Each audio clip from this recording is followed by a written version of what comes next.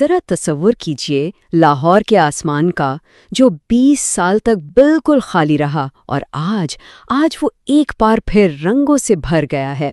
یہ کہانی ہے بسنت کی واپسی کی، ایک ایسے تہوار کی جو کہیں کھو گیا تھا اور اب دوبارہ زندہ ہو رہا ہے۔ اور یہی تو وہ سوال ہے جو اتنے سالوں سے پوچھا جا رہا ہے۔ بھئی ایک تہوار جو شہر کی روح تھا، جس کی معیشت کا حجم 25 کروڑ ڈالر سے بھی زیادہ تھا، اسے یوں اچانک ختم کیوں کر دیا گیا؟ اس پابندی کے پیچھے اصل وجہ کیا تھی؟ چلیں آج اسی سوال کا جواب ڈھونڈتے ہیں۔ تو بات ہے فروری 2026 کی۔ لاہور کی فضا میں جیسے ایک بھولی بسری خوشی کی لہر دوڑ گئی ہو۔ چھتوں پر لوگوں کا ہجوم، تیز موسیقی کی دھنیں اور ہر طرف سے آتی بو کاٹا کی گونج۔ یہ وہ منظر تھا جس کے لیے ایک پوری نسل ترس گئی تھی۔ اور یہ جذبات صرف ایک شخص کے نہیں تھے۔ سوچیں 20 سال ایک بہت لمبا عرصہ ہوتا ہے۔ اس دوران تو ایک پوری نسل جوان ہو گئی جس نے بسنت کو صرف اپنے بڑوں کی کہانیوں میں یا پرانی تصویروں میں ہی دیکھا تھا۔ ان کے لیے تو یہ تہوار ایک خواب کے سچ ہونے جیسا تھا۔ اور یہ جشن صرف لاہور تک ہی نہیں رکا، دنیا بھر میں جو پاکستانی رہتے ہیں اور وہ سیاح جو لاہور کی اس پہچان کو دیکھنے کے لیے بے تاب تھے، وہ ہزاروں میل کا سفر کر کے یہاں پہنچے۔ لاہور کی گلیاں ایک بار پھر بین الاقوامی مہمانوں سے آباد تھیں، جو شہر کی اس کھوئی ہوئی روح کی واپسی کا جشن منانے آئے تھے۔ لیکن یہ سمجھنے کے لیے کہ آخر یہ واپسی اتنی اہم کیوں ہے، ہمیں یہ جاننا ہوگا کہ اصل میں ہم نے کھویا کیا تھا۔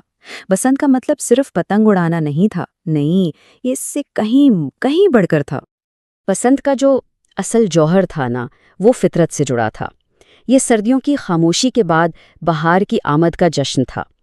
جب کھیت سرسوں کے پیلے پھولوں سے لہلہا اٹھتے تو یہ تہوار امید، نئی زندگی اور خوشحالی کی ایک علامت بن جاتا تھا۔ بسنت کی جڑیں کسی ایک ثقافت میں نہیں ہیں، بلکہ کئی تہذیبوں کے سنگم میں ہیں۔ اس کا سفر چین کی قدیم پتنگ بازی سے شروع ہوا، امیر خسرو کی صوفی شاعری میں امید کی کرن بنا، مہاراجہ رنجیت سنگھ کے دور میں لاہور کا شاہی تہوار کہلایا اور آخرکار جدید پاکستان کی ایک عالمی پہچان بن گیا۔ یہ اس خطے کی مشترکہ میراث کی بہترین مثال تھی۔ وہ بسنت کا سنہری دور تھا۔ یہ صرف پتنگ بازی نہیں تھی، یہ لاہور کی زندگی کا دھڑکتا ہوا دل تھا۔ چھتیں مہینوں پہلے بک ہو جاتی، جہاں دن بھر پتنگ بازی اور رات بھر موسیقی اور کھانوں کی محفلیں جمتیں۔ ہوٹل، ٹرانسپورٹ اور پتنگ سازی، ان سب سے جڑے تقریباً 15 لاکھ لوگوں کا روزگار اسی ایک تہوار سے چلتا تھا۔ اس وقت لاہور سچ میں زندہ دلانے لاہور تھا۔ تو پھر ایسا کیا ہوا کہ اس جگمگاتے تہوار پر پابندی کا اندھیرا چھا گیا؟ آخر وہ کون سی وجوہات تھیں جنہوں نے لاہور کی یہ پہچان اس سے چھین لی؟ دیکھیے، اس پابندی کی کہانی اتنی سیدھی نہیں ہے۔ اس کے دو رخ تھے۔ ایک طرف تو عوامی حفاظت کے وہ حقیقی خدشات تھے جنہیں نظر انداز کرنا ناممکن تھا، لیکن پردے کے پیچھے ایک نظریاتی جنگ بھی چل رہی تھی جس میں بسنت کی ثقافتی حیثیت کو چیلنج کیا جا رہا تھا۔ یہ حفاظت اور سیاست کا ایک بہت پیچیدہ جال تھا۔ اور یہ خدشات سے باتیں نہیں تھیں۔ سن 2005 میں صرف ایک سال کے اندر 19 جانیں اس تہوار کی نظر ہو گئیں۔ کیمیکل اور شیشے سے بنی تیز دھار ڈور نے آسمان کے اس کھیل کو ایک خونی کھیل میں بدل دیا تھا۔ یہ اعداد و شمار صرف نمبر نہیں تھے، یہ ان خاندانوں کا دکھ تھے جنہوں نے اپنے پیاروں کو کھو دیا تھا۔ لیکن دوسری طرف یہ دلیل بھی 20 سال تک گونجتی رہی۔ حامیوں کا کہنا تھا کہ مسئلہ تہوار میں نہیں، بلکہ اسے منانے کے خطرناک طریقوں میں ہے۔ ان کے مطابق سڑکوں پر حادثات کی وجہ سے سڑکیں تو بند نہیں کی جاتی، بلکہ ٹریفک قوانین بنائے جاتے ہیں۔ تو پھر بسنت پر پابندی کیوں؟ اسے ریگولیٹ کیوں نہیں کیا جا سکتا؟ تو آخرکار 20 سال بعد ریگولیشن کی آواز جیت گئی۔ آئیے دیکھتے ہیں کہ اس واپسی کے پیچھے کتنی بڑی معیشت داؤں پر لگی ہوئی تھی، اور وہ کون سا منصوبہ تھا جس نے اس ناممکن کو ممکن کر دکھایا۔ 25 کروڑ ڈالر یہ صرف ایک نمبر نہیں ہے، یہ ان لاکھوں کاریگروں کی روزی تھی جو پتنگیں اور ڈور بناتے تھے، یہ ان ہوٹلوں اور ریسٹورنٹس کی کمائی تھی جو سیاحوں سے بھر جاتے تھے، اور یہ وہ پیسہ تھا جو لاہور کی پوری معیشت میں گردش کرتا تھا۔ اس پابندی نے ایک ہی جھٹکے میں اس پورے ایکو سسٹم کو تباہ کر دیا تھا۔ اچھا، اس نقصان کا اندازہ لگانے کے لیے آئیے اس کا موازنہ دنیا کے ایک اور مشہور تہوار سے کرتے ہیں۔ اسپین کا جو لا ٹوماٹینا فیسٹیول ہے نا، وہ تقریباً $20 لاکھ کی معاشی سرگرمی پیدا کرتا ہے، جبکہ بسنت اس سے 100 گنا سے بھی بڑا تھا۔ اب آپ خود اندازہ لگا سکتے ہیں کہ یہ پابندی پاکستان کے لیے معاشی طور پر کتنی بڑی تباہی تھی۔ تو یہ واپسی اچانک نہیں ہوئی، یہ 20 سال کی بحث کا نتیجہ ہے۔ حکومت نے ایک نیا راستہ اپنایا، پابندی نہیں بلکہ منصوبہ بندی۔ ایک نیا قانون پنجاب کائٹ فلائنگ ایکٹ 2025 بنایا گیا، جس کا مقصد تھا کہ تاریخ کی غلطیوں کو دہرایا نہ جائے۔ اس نئے قانون کا مقصد ہر اس مسئلے کو حل کرنا تھا جس کی وجہ سے پابندی لگی تھی۔ خطرناک کیمیکل ڈور کی جگہ صرف محفوظ سوتی دھاگے کی اجازت ملی۔ شہر کو مختلف زونز میں تقسیم کیا گیا تاکہ نگرانی آسان ہو۔ ہر قانونی پتنگ پر ایک QR کوڈ لگایا گیا تاکہ اسے ٹریس کیا جا سکے، اور قانون توڑنے والوں کے لیے بھاری جرمانے اور قید کی سزائیں رکھی گئیں۔ مقصد صاف تھا، جشن منائیں مگر ذمہ داری کے ساتھ۔ آخر میں یہ بحالی صرف ایک تہوار کی واپسی سے کہیں زیادہ ہے، یہ ایک بہت بڑی تبدیلی کی علامت ہے۔ تو آخر میں یہ بحالی صرف پتنگ بازی کی نہیں ہے، یہ ایک کروڑوں ڈالر کی انڈسٹری کی بحالی ہے۔ یہ ایک نسل کی اپنی کھوئی ہوئی ثقافت سے دوبارہ جڑنے کی کہانی ہے۔ یہ دنیا کو پاکستان کا ایک نیا مثبت چہرہ دکھانے کا موقع ہے، اور سب سے بڑھ کر یہ ایک قومی بحث کا نتیجہ ہے۔ کیا ہم مسائل پر پابندی لگا کر ان سے بھاگیں یا ان کو ریگولیٹ کر کے ان کا سامنا کریں؟ اور آخر میں ان تمام بڑی باتوں کے بعد کہانی واپس ایک بہت سادہ سی خواہش پر آ جاتی ہے۔ ایک باپ کی خواہش کہ اس کا بیٹا بھی اسی طرح رنگوں سے بھرا آسمان دیکھے جیسے اس نے اپنے بچپن میں دیکھا تھا۔ یہ اپنی ثقافت کو اگلی نسل تک پہنچانے کی خواہش ہے۔ تو بسنت کی واپسی صرف ایک تہوار کی واپسی نہیں ہے، یہ ایک امید کی بحالی ہے۔ یہ اس بات کی امید ہے کہ ثقافت اور حفاظت، روایت اور ترقی ایک ساتھ چل سکتے ہیں۔ یہ ماضی کی غلطیوں سے سیکھ کر ایک روشن مستقبل بنانے کی امید ہے۔ سوال یہ ہے کہ کیا پتنگوں سے بھرا یہ آسمان واقعی ایک قوم کو اس کا کھویا ہوا مستقبل واپس دلا سکتا ہے؟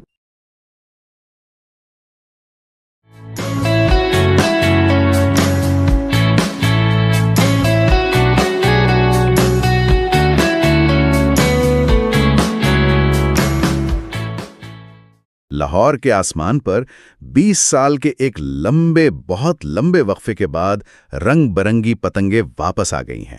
بسنت لوٹ آئی ہے۔ جی، اور یہ صرف ایک تہوار کی واپسی نہیں ہے۔ بالکل نہیں، یہ ایک پوری نسل کے لیے ایک نئی یاد ہے۔ پرانی نسل کے لیے اپنی یادوں کو تازہ کرنے کا موقع ہے، اور اس کے ساتھ جڑے ہیں ثقافت، اربوں روپے کی معیشت اور بہت سے مشکل سوالات۔ صحیح۔ تو آج ہم نے جو مواد اکٹھا کیا ہے اس میں یوٹیوب ویڈیوز کے ٹرانسکرپٹس ہیں، کچھ نوٹس ہیں، جن کی مدد سے ہم یہ جاننے کی کوشش کریں گے کہ بسنت کی یہ واپسی لاہور کے لیے اور شاید پورے پاکستان کے لیے کیا معنی رکھتی ہے۔ اور یہ واقعی ایک گہری کھوج ہے۔ ہمارا مقصد صرف یہ بتانا نہیں کہ کیا ہوا، بلکہ یہ سمجھنا ہے کہ یہ کیوں ہوا۔ ہم اس کی تاریخ کی تہوں کو کھولیں گے، پابندی کے پیچھے کی اصل وجوہات دیکھیں گے، اس سے جڑی جو ناقابل یقین معیشت ہے اس کا جائزہ لیں گے، اور ان نئے قوانین پر بھی بات کریں گے جن کے سہارے اسے واپس لایا گیا ہے۔ یہ کہانی خوشی کی بھی ہے، تنازع کی بھی، اور اپنی شناخت کو دوبارہ پانے کی بھی ہے۔ چلیں پھر شروع وہیں سے کرتے ہیں جہاں یہ کہانی رکی تھی، پابندی سے۔ تقریباً 20 سال تک یہ تہوار بند کیوں رہا؟ سرکاری طور پر تو یہی کہا جاتا تھا کہ وجہ حفاظتی خدشات ہیں۔ جی، یعنی کیمیکل والی ڈور سے گلے کٹنا یا لوگوں کا چھتوں سے گر جانا۔ بالکل، اور دیکھیں یہ خدشات بالکل حقیقی تھے۔ 2005 میں 19 اور 2006 میں 7 اموات رپورٹ ہوئی، جو کوئی چھوٹی بات نہیں ہے۔ نہیں، بالکل نہیں۔ لیکن ذرائع جو کہانی بتاتے ہیں وہ اس سے کئی زیادہ پیچیدہ ہے۔ ان کے مطابق یہ صرف سیفٹی کا معاملہ نہیں تھا۔ اچھا؟ اس پابندی کے پیچھے ایک بہت بڑا دباؤ تھا، مذہبی اور دائیں بازو کے حلقوں کا، جو بسنت کو ایک غیر اسلامی، ایک ہندوانہ تہوار قرار دے کر اس کے خلاف فتوے جاری کر رہے تھے۔ تو آپ یہ کہہ رہی ہیں کہ حفاظتی خدشات کو ایک وجہ کے طور پر استعمال کیا گیا، جبکہ اصل مقصد کچھ اور تھا؟ ذرائع میں اسے ایک کلچرل اریزر، یعنی ثقافت کو مٹانے کی کوشش کہا گیا ہے۔ دلیل یہ دی گئی کہ ایک ایسا تہوار جو لاہور کی پہچان بن چکا تھا، اسے اس کی مذہبی جڑوں کی وجہ سے نشانہ بنایا جا رہا تھا۔ تو ہاں، حفاظتی خدشات ایک جائز مسئلہ تھے، لیکن پابندی کا فیصلہ صرف ان پر مبنی نہیں تھا، اس میں ایک نظریاتی پہلو بھی شامل تھا۔ صحیح۔ اور اب 20 سال بعد جب پنجاب حکومت نے اسے واپس لانے کا فیصلہ کیا تو لوگوں کا رد عمل کیسا رہا، خاص طور پر اس نسل کا جنہوں نے کبھی لاہور میں بسنت دیکھی ہی نہیں تھی؟ رد عمل تو غیر معمولی طور پر پرجوش تھا۔ لوگ اسے لاہور کی روح کی واپسی کہہ رہے تھے، اور سب سے دلچسپ بات، زین زی کا رد عمل۔ ذرائع کے مطابق ہمارے ناظرین کا تقریباً 60% حصہ اسی نسل پر مشتمل ہے، اور ان کے لیے یہ سب کچھ بالکل نیا تھا۔ بالکل نیا۔ بہت سے نوجوان تو گوگل پر سرچ کر رہے تھے کہ پتنگ کیسے اڑاتے ہیں۔ یہ بات بیک وقت دلچسپ بھی ہے اور تھوڑی اداس کرنے والی بھی۔ مطلب سوچئے، ایک پوری نسل ہے جس کے لیے پتنگ اڑانا ایک گوگل سرچ ہے، جبکہ ان کے والدین کے لیے یہ بچپن کی سب سے بڑی خوشی ہوا کرتی تھی۔ یہی تو وہ ثقافتی وقفہ ہے جس کی بات ہو رہی ہے، اور یہ صرف مقامی جوش و خروش نہیں تھا۔ ذرائع بتاتے ہیں کہ امریکہ، جرمنی اور دوسرے ممالک سے لوگ خاص طور پر بسنت منانے کے لیے پاکستان آئے تھے۔ یہ ایک بین الاقوامی ایونٹ بن گیا تھا۔ یہاں پر تاریخ کا ذکر کرنا بہت ضروری ہو جاتا ہے نا؟ بسنت کو اکثر ایک مخصوص مذہب سے جوڑا جاتا ہے، لیکن ہمارے ذرائع بتاتے ہیں کہ اس کی تاریخ کہیں زیادہ پرانی اور متنوع ہے۔ یہ صرف ہندوستان کا تہوار نہیں ہے۔ بالکل نہیں۔ پتنگ بازی کا آغاز تو 200 قبل مسیح میں چین سے ہوا۔ چین سے؟ جی، چین سے۔ وہاں اسے فوجی مقاصد کے لیے، جیسے سگنل بھیجنے یا فاصلہ ناپنے کے لیے استعمال کیا جاتا تھا۔ وہاں سے یہ کوریا، جاپان اور پھر تجارتی راستوں سے ہندوستان پہنچی۔ اب سے تھا۔ جی، یہ بہار کی آمد کا جشن تھا، جب سردیاں ختم ہوتیں، پھول کھلتے اور گندم کی فصل پکنے کے قریب ہوتی۔ تو یہ امید، نئی زندگی اور خوشحالی کی علامت تھی۔ بالکل، اور اسی سیکولر فطرت کی وجہ سے اسے ہر مذہب نے اپنے رنگ میں ڈھال لیا۔ سب سے خوبصورت مثال صوفی اسلام میں ملتی ہے۔ حضرت نظام الدین اولیاء کے مرید حضرت امیر خسرو اپنے مرشد کو خوش کرنے کے لیے بسنت کے دن سرسوں کے پیلے پھول لے کر ان کی خانقاہ پر حاضر ہوئے تھے۔ یہ روایت آج بھی دہلی میں قائم ہے۔ واہ! اور پھر لاہور میں مہاراجہ رنجیت سنگھ نے اسے ایک شاہی تہوار کی شکل دی، جہاں ہر سال دربار لگتا تھا اور سب مل کر پتنگیں اڑاتے تھے۔ تب سے یہ لاہور کی شہری شناخت کا ایک لازمی حصہ بن گیا۔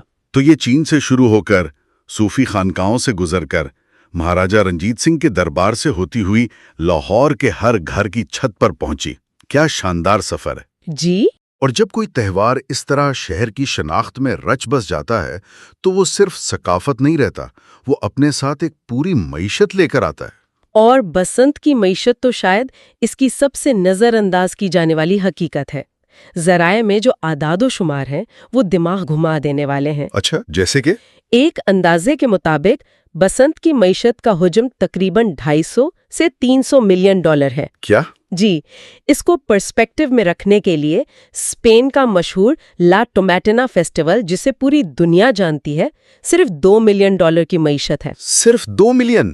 یعنی بسنت اس سے 150 گنا بڑا ایونٹ ہے۔ 150 گنا؟ یہ تو ناقابل یقین ہے۔ اس کا مطلب ہے کہ یہ صرف ایک تہوار نہیں بلکہ ایک پورا معاشی انجن ہے جس پر لاکھوں لوگوں کا روزگار منحصر ہے۔ بالکل، یہ صرف پتنگ اور ڈور بیچنے والوں کا کام نہیں ہے۔ اس سے 10 سے 15 لاکھ لوگوں کا روزگار جڑا تھا۔ ہوٹل انڈسٹری، ٹرانسپورٹ، کھانے پینے کے سٹالز، میوزک سسٹم والے، کیٹرنگ والے، ایک پوری سپلائی چین حرکت میں آ جاتی ہے۔ صحیح۔ ذرائع میں ایک حیران کن اعداد و شمار یہ بھی ہے کہ بسنت کے دنوں میں کراچی سے لاہور کی یک طرفہ ہوائی ٹکٹ 75,000 روپے سے بھی تجاوز کر گئی تھی۔ یہ تو ڈیمانڈ اینڈ سپلائی کا کمال ہے۔ اور اس سال کے اعداد و شمار بھی کچھ کم دلچسپ نہیں۔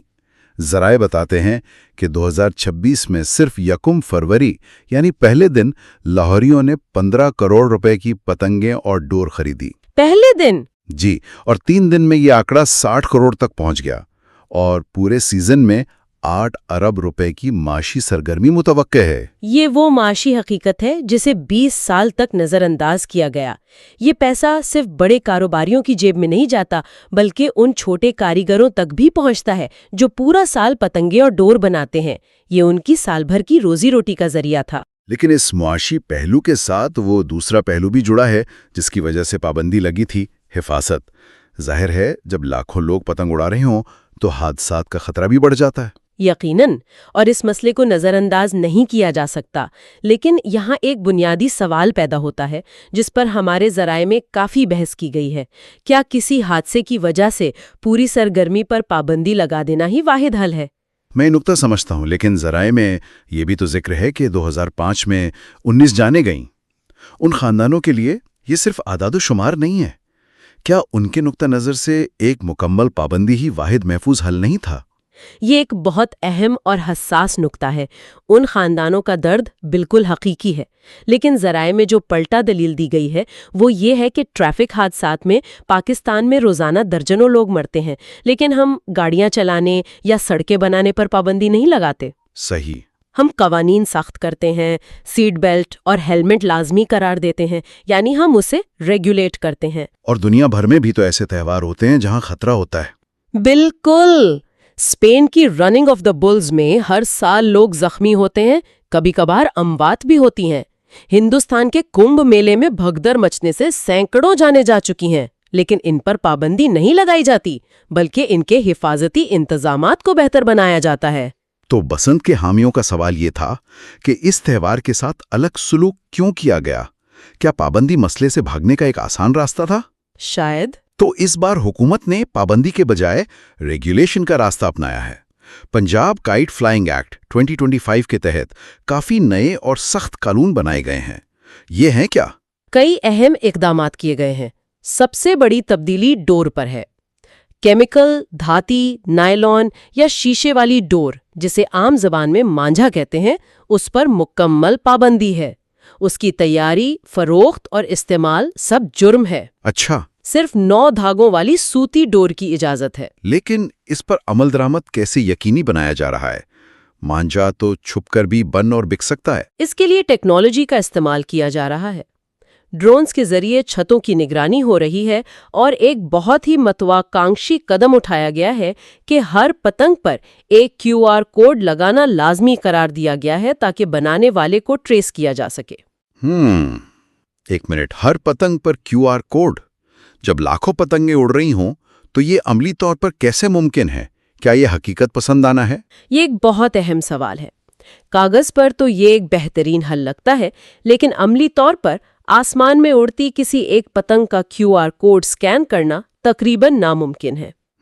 शायद इसका असल मकसद बनाने वालों और बेचने वालों की सतह पर एक जिम्मेदारी और खौफ पैदा करना है कि अगर उनकी बनाई हुए गैर कानूनी पतंग या डोर पकड़ी गई तो वो ट्रेस हो सकते हैं। शायद। लेकिन जो 10 लाख हिफाजती रॉड्स मोटरसाइकिल सवारों के लिए तकसीम किए गए, ज़राए के मुताबिक उनमें से कुछ दुकानों पर बिक गए। ये तो जाहिर करता है कि सिर्फ कानून बनाना काफ़ी नहीं, उस पर अमल दरामद और अवामी जहनियत असल चैलेंज है। बिल्कुल। और खिलाफ वर्जी पर सजाएं भी बहुत सख्त रखी गई हैं। 50 लाख रुपए तक जुर्माना और 3 से 10 साल तक कैद। शहर को खतरे के हिसाब से रेड, येलो और ग्रीन जोन्स में भी तकसीम किया गया है। अच्छा। जहां रेड जोन जैसे एयरपोर्ट या हसास इलाकों के करीब में पतंगबाजी की बिल्कुल इजाजत नहीं।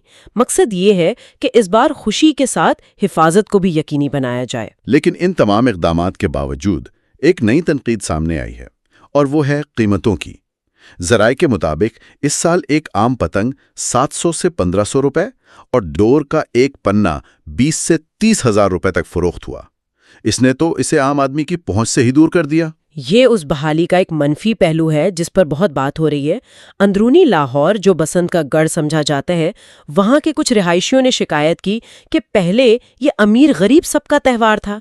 एक ही छत पर मालिक भी पतंग उड़ा रहा है और उसका मुलाजिम भी। जी। लेकिन इस बार ये सिर्फ पैसे वालों का खेल बनकर रह गया। ज़राए में एक बुजुर्ग का जुमला था जो मुझे याद रह गया। उन्होंने कहा, पहले बसंत सबकी थी, अब सिर्फ पैसे वालों की रह गई है। یہ تو تہوار کی اصل روح کے ہی خلاف ہے۔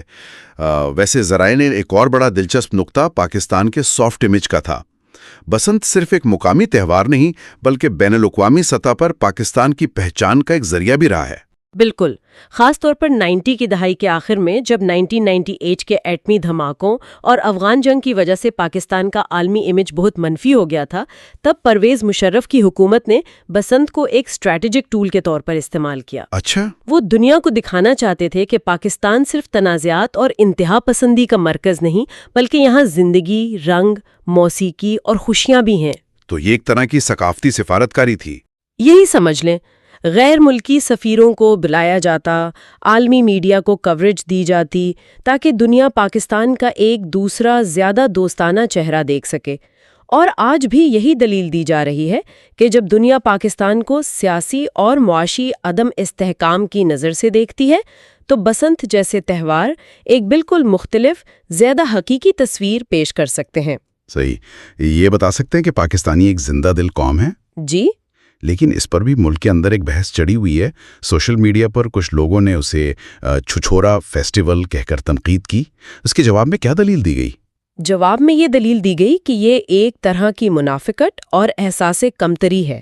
ذرائع کے مطابق یہی لوگ جب ہالی ووڈ یا بالی ووڈ کی فلموں میں اسپین کا ٹماٹروں کا تہوار یا برازیل کا کارنیول دیکھتے ہیں تو اسے کول سمجھتے ہیں اور اس کی تعریف کرتے ہیں، لیکن جب اپنے ثقافتی تہوار کی بات آتی ہے تو اسے جاہلانہ یا چھچھوراپن قرار دیتے ہیں۔ یہ ایک دلچسپ نقطہ ہے، یعنی ہم دوسروں کی ثقافت کو تو گلیمرائز کرتے ہیں لیکن اپنی ثقافت کو کمتر سمجھتے ہیں۔ جی، اسے ایک طرح کی خود سے نفرت کہا گیا ہے۔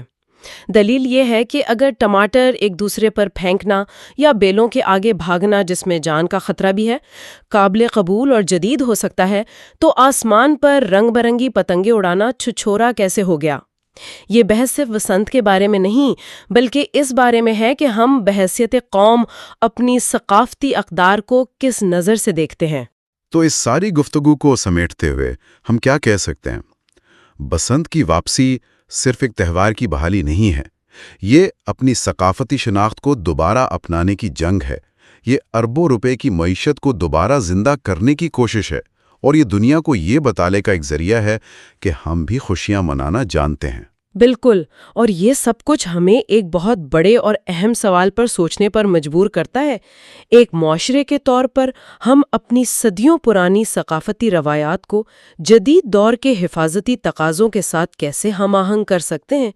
کیا ہر مسئلے کا حل پابندی ہے، یا پھر ذمہ دارانہ ضابطوں اور عوامی شعور کے ذریعے ہم اپنی خوشیوں اور اپنی حفاظت دونوں کو یقینی بنا سکتے ہیں؟ بسنت کا یہ نیا دور شاید اسی سوال کا جواب تلاش کرنے کی ایک عملی کوشش ہے۔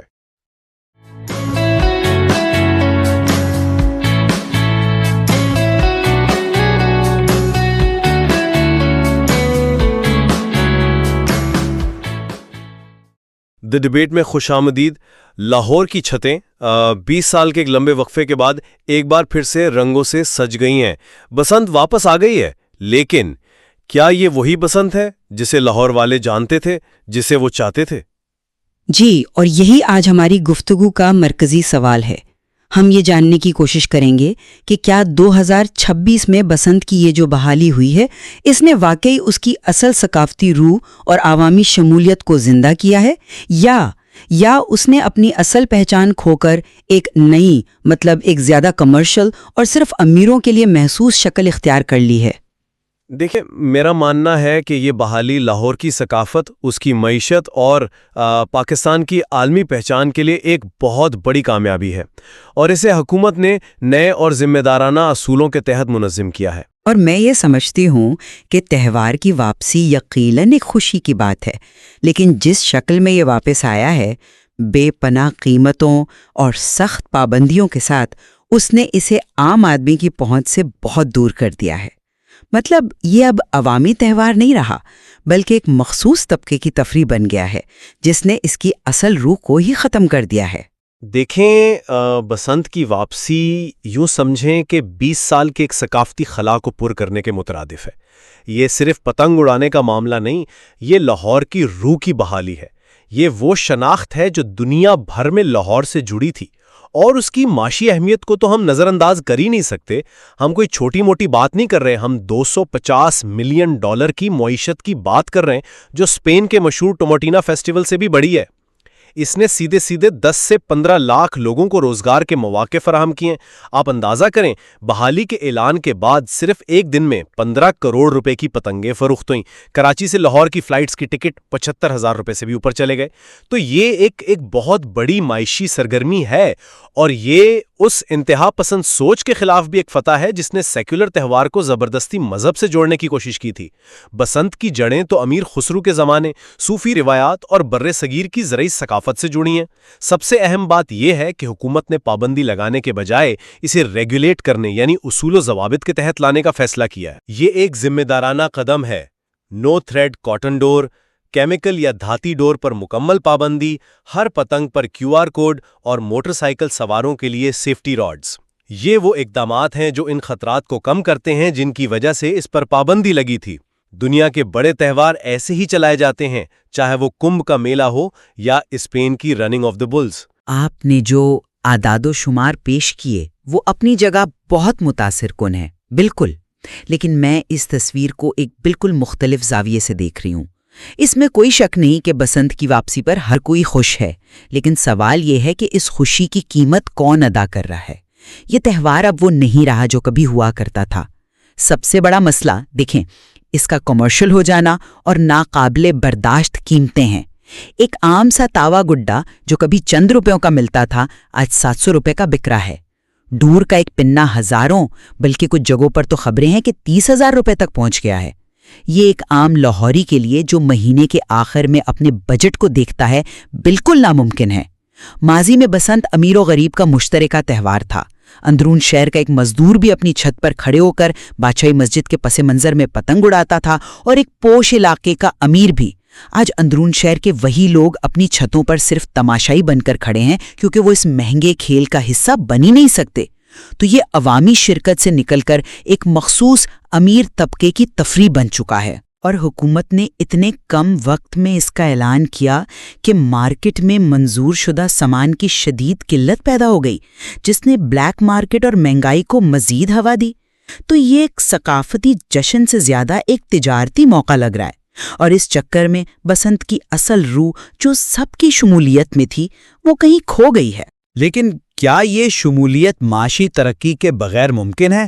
آپ روح کی بات کر رہے ہیں، لیکن $250 ملین کی معاشی سرگرمی سے لاکھوں گھروں کے چولہے جلتے ہیں۔ کیا یہ زیادہ اہم نہیں؟ یہ ایک باقاعدہ صنعت ہے جس میں 540 رجسٹرڈ مینوفیکچرنگ یونٹس ہیں۔ یہ کوئی معمولی بات نہیں ہے۔ اچھا، 1960 کی دہائی میں بھی لاہور کی کاغذ اور بانس کی کل درآمدات کا ایک بڑا حصہ پتنگ سازی کی صنعت پہ خرچ ہوتا تھا۔ یہ معاشی ترقی کی ایک علامت ہے۔ ایک منٹ رکیں، یہ $250 ملین اور 540 رجسٹرڈ یونٹس کی بات تو ٹھیک ہے، لیکن سوال یہ ہے کہ یہ پیسہ گیا کہاں؟ کیا یہ ان چند بڑے صنعت کاروں کی جیب میں گیا، یا ان ہزاروں چھوٹے کاریگروں تک بھی پہنچا جو کبھی اپنے گھروں میں پتنگیں اور ڈور بناتے تھے؟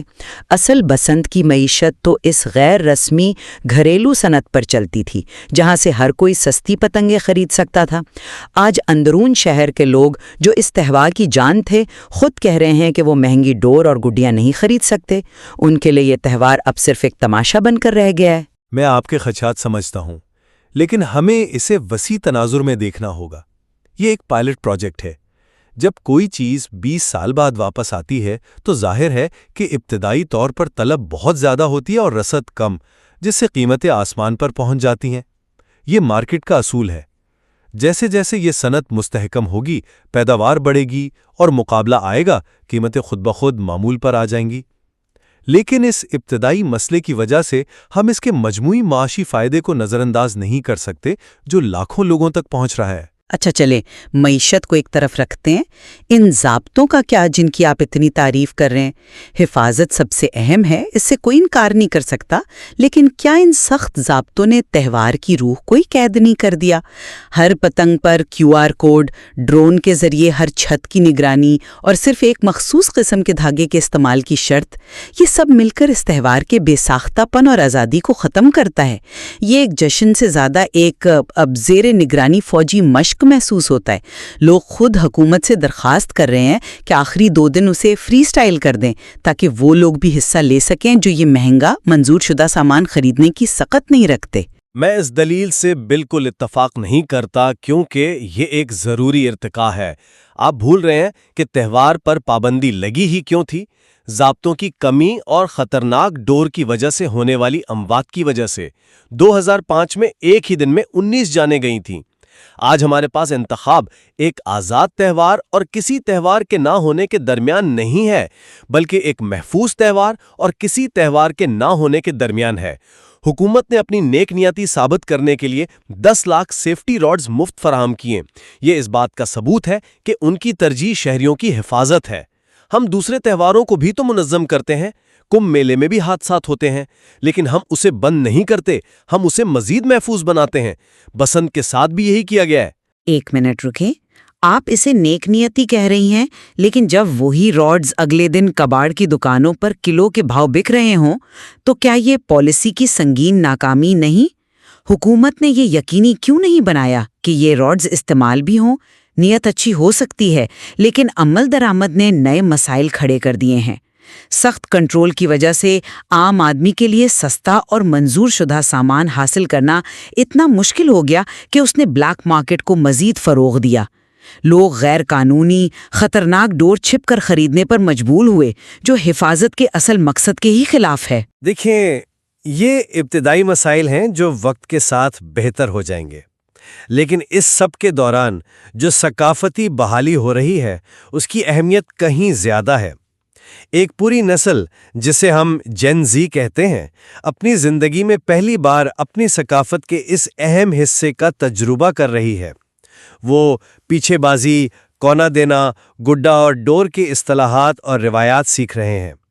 دنیا بھر سے لوگ، جرمنی سے، امریکہ سے، خاص طور سے اس تہوار کے لیے پاکستان آ رہے ہیں۔ یہ ثقافت کو اگلی نسل تک منتقل کرنے کا ایک طاقتور ذریعہ ہے اور پاکستان کی سافٹ امیج کو دنیا بھر میں فروغ دینے کا ایک بہترین موقع ہے، بالکل ویسے ہی جیسے 90 کی دہائی کے آخر میں ہوتا تھا۔ لیکن سوال یہ ہے کہ وہ کون سی ثقافت سیکھ رہے ہیں؟ کیا وہ ایک ایسی ثقافت سیکھ رہے ہیں جہاں شرکت کا پیمانہ آپ کی مہارت نہیں بلکہ آپ کی دولت ہے؟ اصل ثقافت تو چھتوں پر مہارت کے مقابلوں کی تھی، جسے پیچھے بازی کہتے ہیں، جو سب کے لیے کھلا میدان تھا۔ آپ کی پتنگ کی قیمت نہیں بلکہ آپ کی کلائی کا ہنر اہمیت رکھتا تھا۔ اب یہ اس بارے میں ہے کہ کون سب سے مہنگی حکومت سے منظور شدہ پتنگ اور ڈور خرید سکتا ہے۔